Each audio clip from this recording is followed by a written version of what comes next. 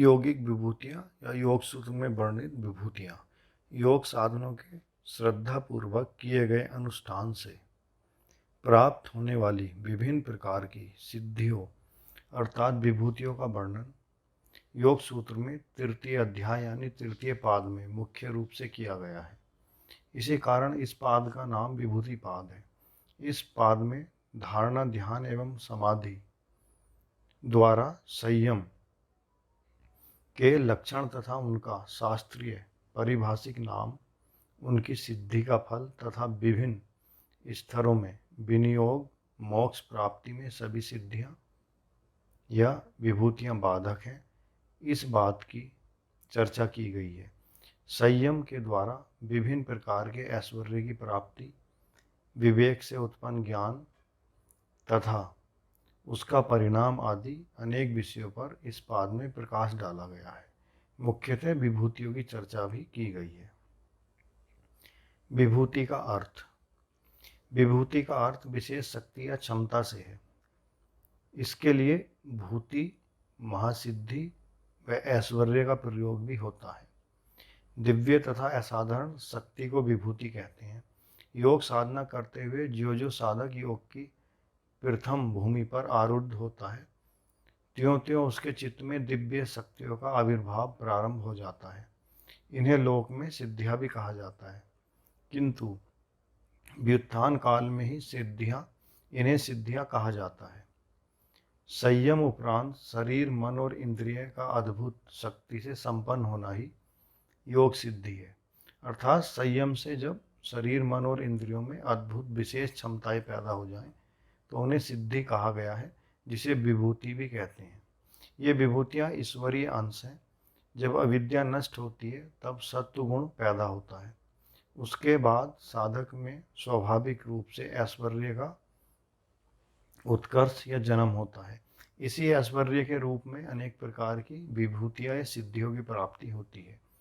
विभूतियों की प्राप्ति साधक को यह ज्ञान कराती है कि उसने योग मार्ग को भली भांति जानकारी के साथ अपनाया है। श्रद्धा पूर्वक योग अभ्यास की निरंतरता और संयम के परिणाम स्वरूप अनेक शक्तियों के रूप में विभूतियों की प्राप्ति लगातार होती रहती है। विभिन्न विषयों में संयम करने से अनेक प्रकार की विभूतियों की प्राप्ति होती है। समाधि काल में इन्हें सिद्धि नहीं कहा जाता। समाधि में तो इनको विघ्न ही समझना चाहिए। उच्च कोटि के साधक विभूतियों को कैवल्य मार्ग की बाधा ही समझते हैं। इसलिए ये विभूतियों के मोह में न आकर और आगे की यात्रा पर अनवरत चलते रहते हैं। इसलिए सूत्रकार ने सावधान किया है कि विभूतियों में साधक की रुचि नहीं होनी चाहिए। विभूतियों की संख्या या भेद। संयम के द्वारा अंतिम विभूति विवेक ख्याति की प्राप्ति है, जिसके द्वारा कैवल्य की प्राप्ति होती है। किंतु इससे पहले पतंजलि ने विभूति पाद में संयम के द्वारा 49 यानी 49 अन्य विभूतियों का उल्लेख किया है। इन विभूतियों का वर्णन विभूति पाद के सूत्र संख्या 16 से लेकर सूत्र संख्या 50 तक है। इन विभूतियों के नाम व वर्णन निम्न प्रकार हैं, जैसे अतीत ज्ञान सिद्धि, सर्वभूत ज्ञान सिद्धि, पूर्व जनित ज्ञान सिद्धि, परचित्त ज्ञान, अंत्य ध्यान, अपरांत ज्ञान, मैत्री बल प्राप्ति सिद्धि, हस्ति आदि बल प्राप्त सिद्धि, सूक्ष्म व्यभि प्रकट ज्ञान सिद्धि, भुवन ज्ञान सिद्धि, तारा विहु ज्ञान, तारा गति का ज्ञान, काय विहु ज्ञान, क्षुत पिपासा निवृत्ति, स्थिरता, सिद्ध दर्शन, त्रैकालिक पदार्थ ज्ञान, चित्त संबित, पुरुष ज्ञान, प्रातिभ ज्ञान, श्रावण ज्ञान, वेद ज्ञान, आदर्श ज्ञान, आस्वाद ज्ञान, वार्ता ज्ञान, पर काया प्रवेश, जल पंख तथा कंठ के ऊपर स्वच्छ गमन, उदर्वलोक गमन, ज्वलन, दिव्य स्रोत, आकाश गमन, प्रकाश आवरण क्षय, भूतजय सिद्धि, अणिमा, लघिमा, महिमा, गरिमा, प्राप्ति, प्राकम्य, ईशित्व, वसित्व, काय संपत, अभिज्ञाता भाव, इंद्रिय जय, मनोजयित्व, विकरण भाव, प्रधानजन्य, सर्व अधिष्ठातृत्व, सर्वज्ञत्व। अब ये 49 यानी 49 सिद्धियों के नाम थे। अब इनका विस्तृत वर्णन निम्न प्रकार है। पहली सिद्धि है अतीत ज्ञान सिद्धि, अर्थात भूत व भविष्य का ज्ञान। इस सिद्धि के संबंध में पतंजलि कहते हैं कि तीनों परिणामों, धर्म, लक्षण व अवस्था में संयम करने से भूत व भविष्य का ज्ञान होता है। जब योगी किसी वस्तु के तीनों परिणामों में संयम करता है तो उसका इन तीनों परिणामों के साक्षात होने पर उस वस्तु के सब क्रम यानी भूत, भविष्य व वर्तमान का ज्ञान हो जाता है। अब अगली सिद्धि है नंबर 2, सर्वभूतरु ज्ञान यानी प्राणियों की वाणी का ज्ञान हो जाना। इस सिद्धि के संबंध में पतंजलि कहते हैं कि शब्द, अर्थ व ज्ञान ये परस्पर अलग अलग हैं, किंतु ये तीनों मिश्रित प्रतीत होते हैं। जब योगी परमार्थ दृष्टि से उन तीनों को अलग अलग जानकर संयम करता है तब उस योगी को पशु, पक्षी आदि समस्त प्राणियों के शब्दों की वाणी या बोलचाल का ज्ञान हो जाता है। फिर अगली सिद्धि है पूर्व जाति ज्ञान यानी पूर्व जन्म का ज्ञान। इस भूमिति के लिए पतंजलि कहते हैं कि संस्कार के साक्षात करने से पूर्व जन्म का ज्ञान होता है। अपने पूर्व जन्म का ज्ञान प्राप्त कर लेना एक अद्भुत ऐश्वर्य है। प्राय व्यक्ति भूल जाता है कि मैं इस जन्म में पहले किस योनि में था, कहाँ उत्पन्न हुआ था इत्यादि। पूर्व के जितने भी जन्म हो चुके हैं उन सबके संस्कार चित्त में विद्यमान रहते हैं। उन संस्कारों में संयम करने से पूर्व जन्म का ज्ञान योगी को हो जाता है। फिर नंबर 4 सिद्धि है पर चित्त ज्ञान यानी दूसरे के चित्त का ज्ञान। इस संबंध में कहा गया है कि दूसरे के चित्त की वृत्ति के साक्षात्कार करने से दूसरे के चित्त का ज्ञान हो जाता है। जब योगी किसी के चेहरे तथा नेत्र आदि की आकृति को देखकर उसके चित्त की वृत्ति में संयम करता है तो उसको उस चित्त का ज्ञान हो जाता है। उसको दूसरे के अंदर के सारे विचारों का ज्ञान हो जाता है। नंबर 5वीं सिद्धि है अंतर्धान। इस सिद्धि के विषय में कहा गया है कि जब योगी के शरीर में कोई अन्य मनुष्य आदि न देख सके तो वह अंतर्ध्यान विभूति है। अपने शरीर के रूप में संयम करने से उस रूप में जो भी अन्य पुरुष के नेत्र से देखने योग्य जो ग्राह्य शक्ति है वह रुक जाती है। तब अन्य पुरुष के नेत्र की किरणें योगी के शरीर का संयोग नहीं कर पाती और इस कारण योगी अंतर्ध्यान हो जाता है। अतः इसका क्या अर्थ है? योगी को कोई देख नहीं सकता यदि वह चाहे तो। नंबर 6 सिद्धि है अपरांत ज्ञान यानी मृत्यु का ज्ञान। मृत्यु के ज्ञान को अपरांत ज्ञान कहते हैं। मेरी मृत्यु किस दिन, किस क्षण में तथा किस प्रकार होगी, ऐसा ज्ञान होना एक उत्तम विभूति है। इसके बारे में पतंजलि कहते हैं कि आयु पर्यंत भोगने योग्य कर्म 2 प्रकार के होते हैं, सोप कर्म व निरूप कर्म। तीव्र गति से फल देने वाला सोप कर्म है, मंद गति से फल देने वाला निरूप कर्म है। इन दोनों प्रकार के कर्मों में संयम करने से योगी को मृत्यु का साक्षात्कार व ज्ञान हो जाता है। नंबर 7 सिद्धि है मैत्रियादि बल प्राप्ति यानी मैत्री आदि बलों की प्राप्ति।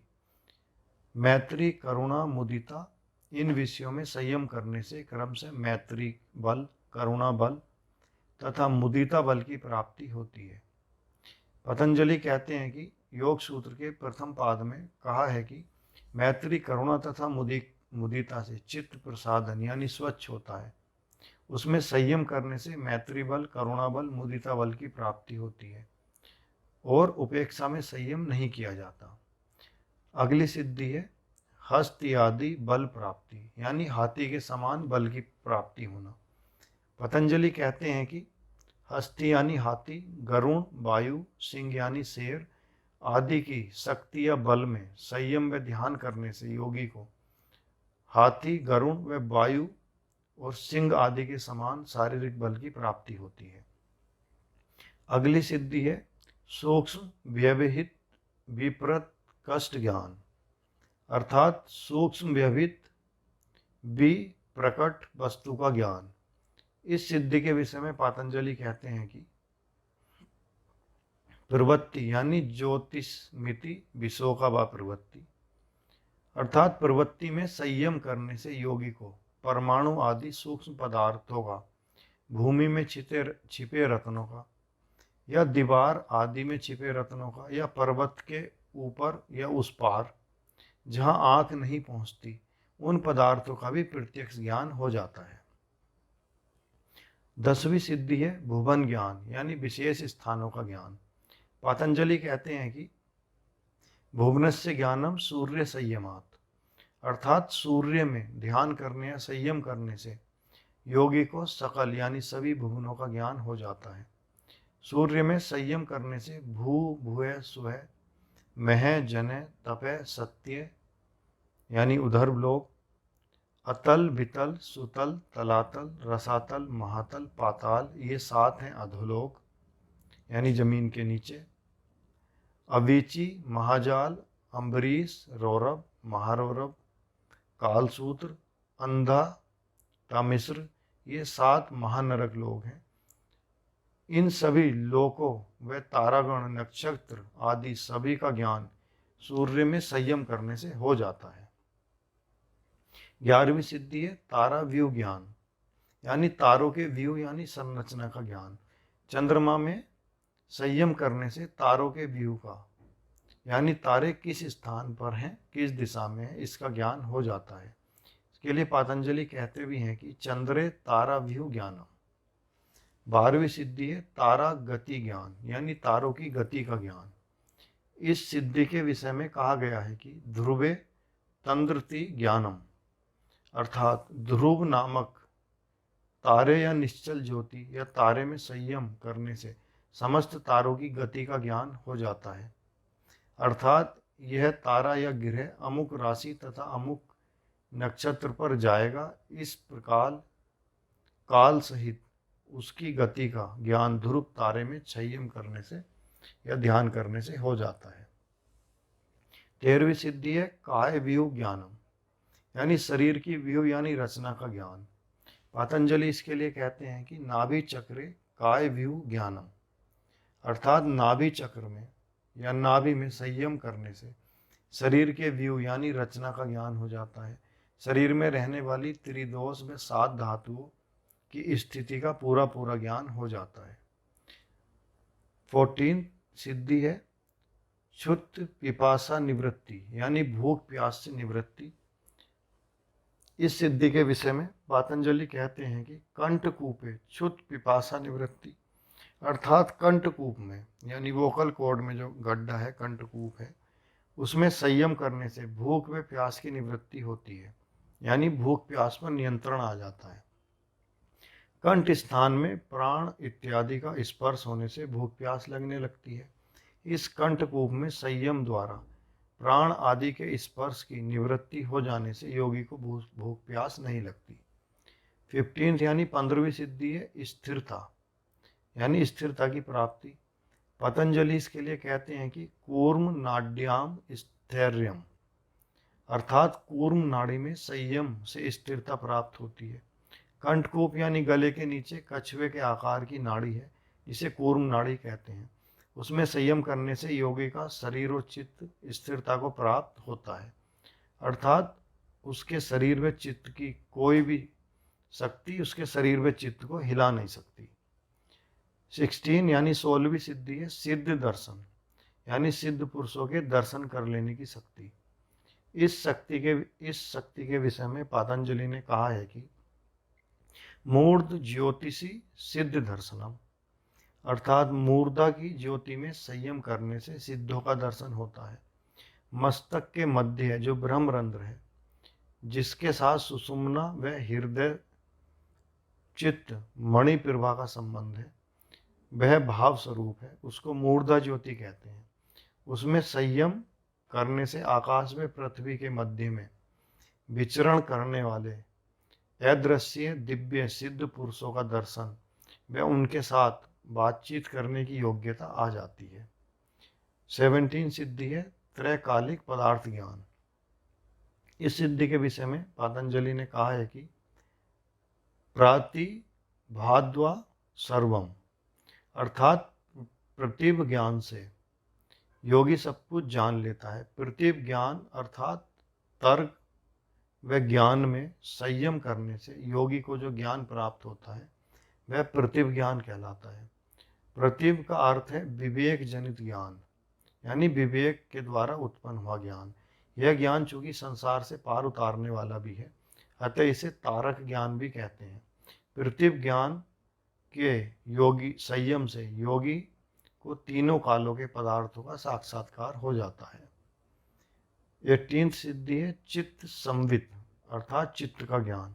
पतंजलि कहते हैं कि हृदय चित्त संवितम, अर्थात हृदय में संयम करने से चित्त का ज्ञान हो जाता है।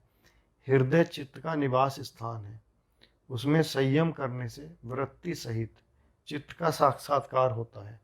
वह यह जान जाता है कि इस समय चित्त में कौन सी भावना है। 19 सिद्धि है पुरुष ज्ञान।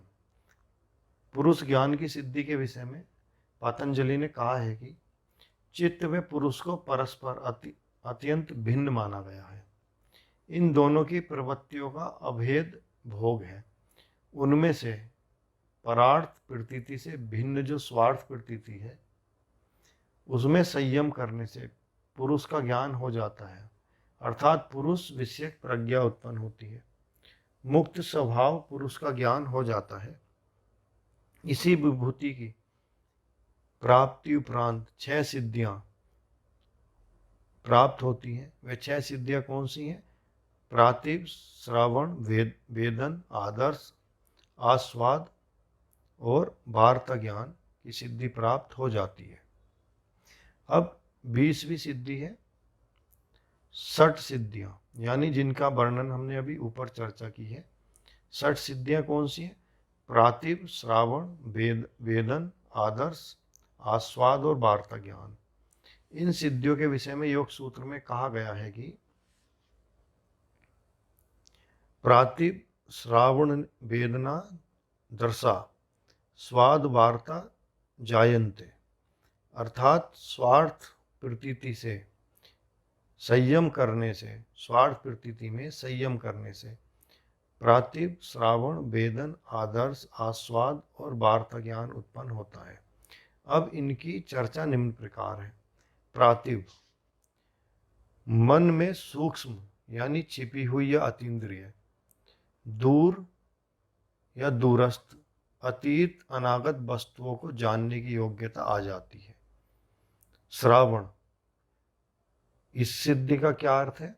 देवताओं के शब्द सुनने की योग्यता, वे बहुत दूर से आते हुए शब्द सुनने की योग्यता आ जाती है, जो आपसे बहुत दूर से आवाज आ रही हो।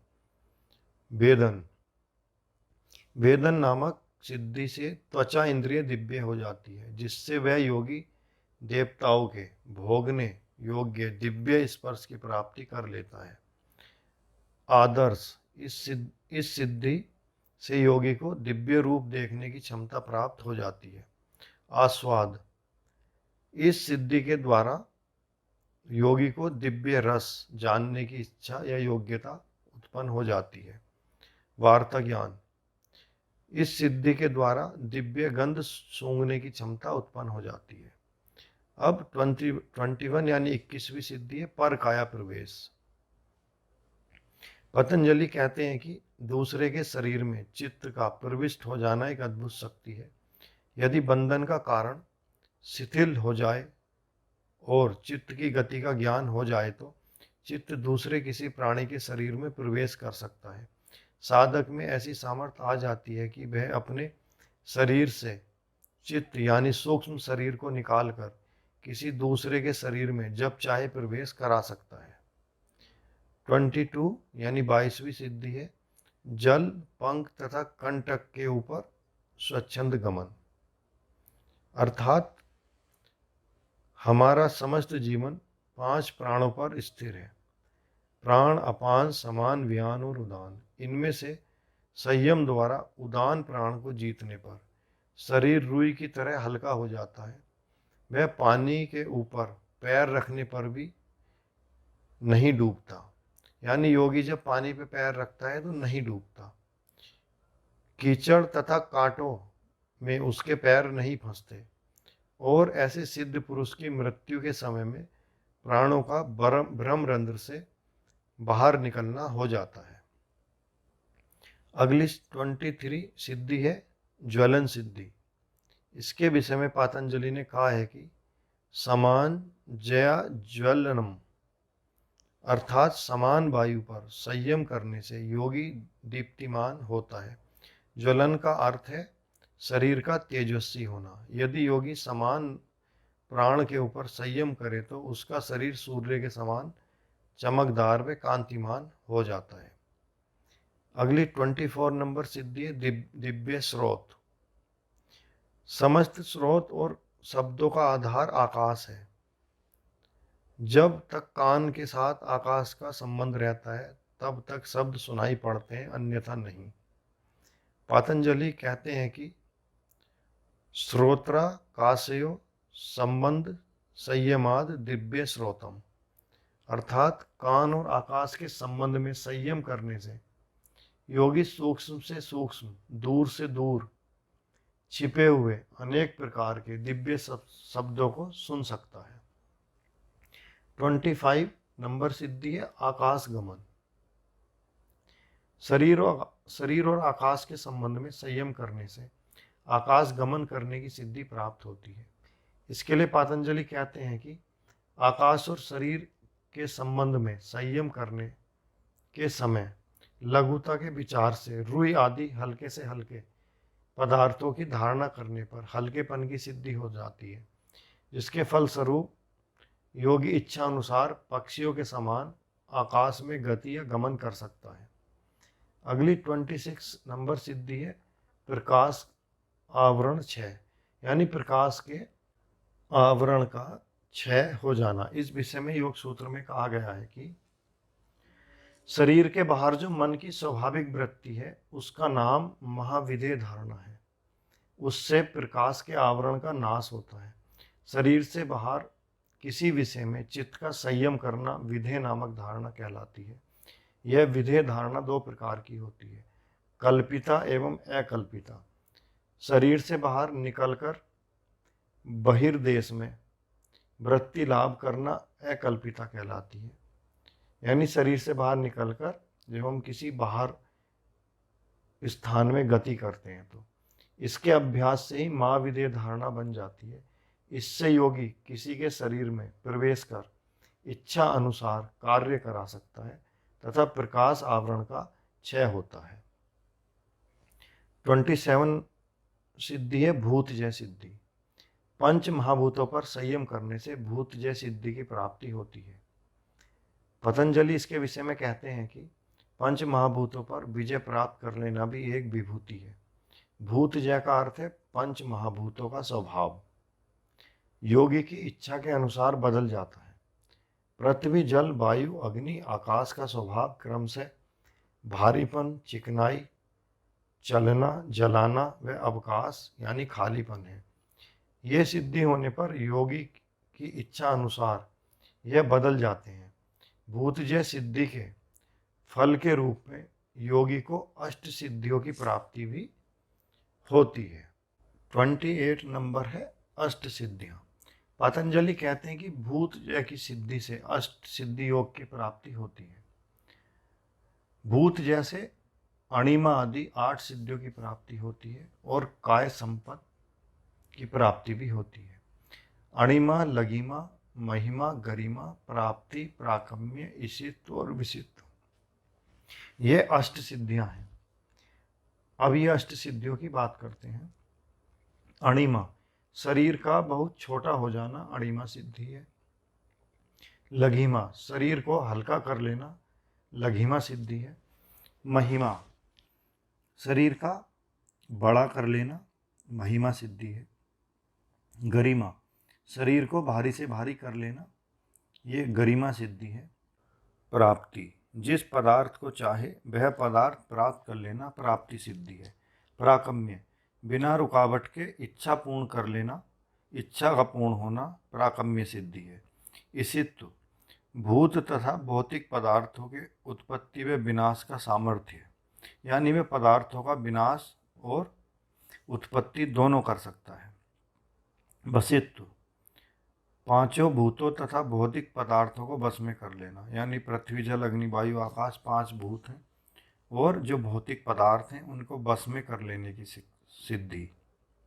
अब 29 पर है काय संपत सिद्धि। भूत जय व अष्ट सिद्धि के पश्चात काय संपत सिद्धियों की प्राप्ति होती है। पतंजलि ने कहा है कि काय संपद नामक सिद्धि वह कहलाती है जिसकी प्राप्ति होने पर योगी का शरीर दर्शनीय यानी दर्शन करने वाला, रूप वाला, कांतिवान, बल वाला तथा वज्र के समान कठोर हो जाता है।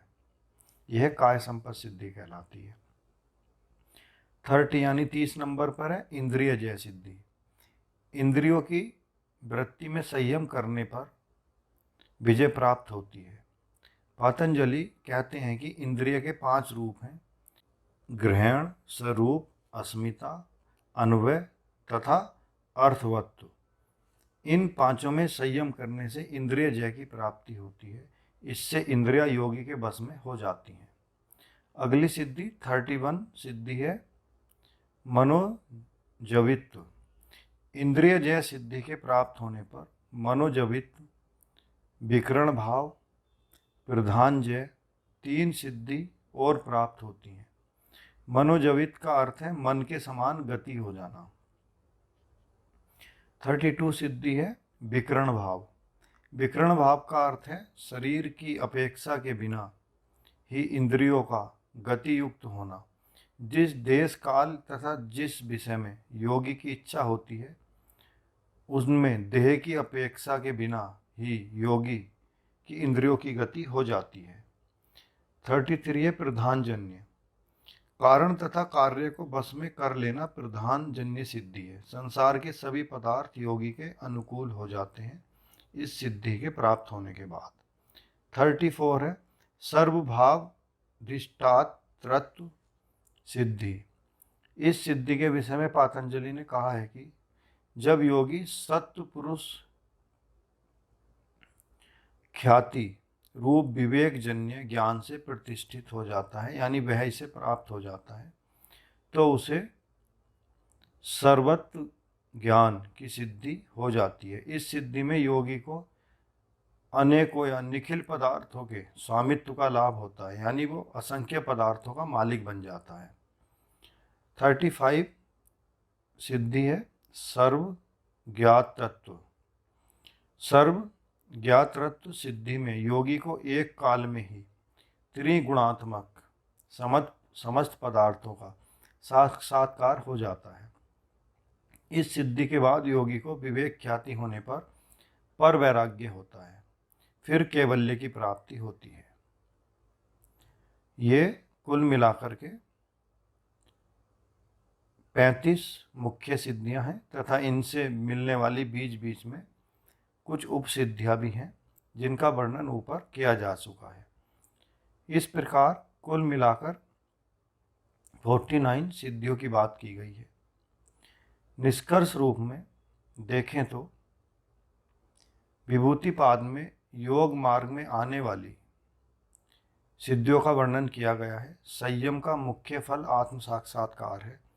विभूतियां तो संयम का अनुसांगिक फल है, यानी विभूतियां तो संयम के साथ साथ ऐसे ही आ जाती हैं, उसके साथ साथ मिलने वाला फल है। फिर भी विभूति का फल योगी को मिलता है। विभूति की प्राप्ति भी आत्म साक्षात्कार में सहायता करती है।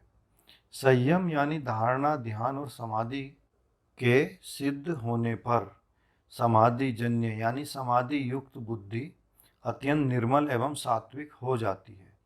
यही समाधि युक्त बुद्धि संशय विपर्य रहित होकर ध्येय तत्व का प्रत्यय कर या प्रत्यक्ष कर नाना यानी अनेकों प्रकार की विभूतियों यानी सिद्धियों की प्राप्ति करती है।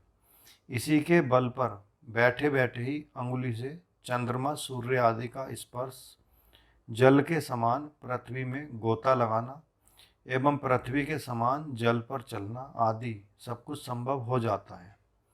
योग साधक को साधना काल में विभूतियों की प्राप्ति क्रम से होती रहती है, लेकिन साधक को इन विभूतियों में लिप्त न होकर साधना में निरंतर लगे रहना चाहिए, तभी उद्देश्य की प्राप्ति संभव है। विभूतियां तो योग मार्ग में कंकड़ पत्थर की तरह पड़ी रहती हैं। विभूतियां तो योग मार्ग में कदम कदम पर बिखरी रहती हैं। इनको देखकर बचकर निकल जाना चाहिए तथा असंप्रज्ञात समाधि के अभ्यास में निरंतर लगे रहना चाहिए और साधक का लक्ष्य आत्म साक्षात्कार ही होना चाहिए। अतः इन विभूतियों के चक्कर में नहीं पड़ना चाहिए। इस प्रकार महर्षि पातंजलि ने विभूति पाद में संयम जन्य विभूतियों का विवेचन करके योग के महत्व को प्रतिपादित किया है।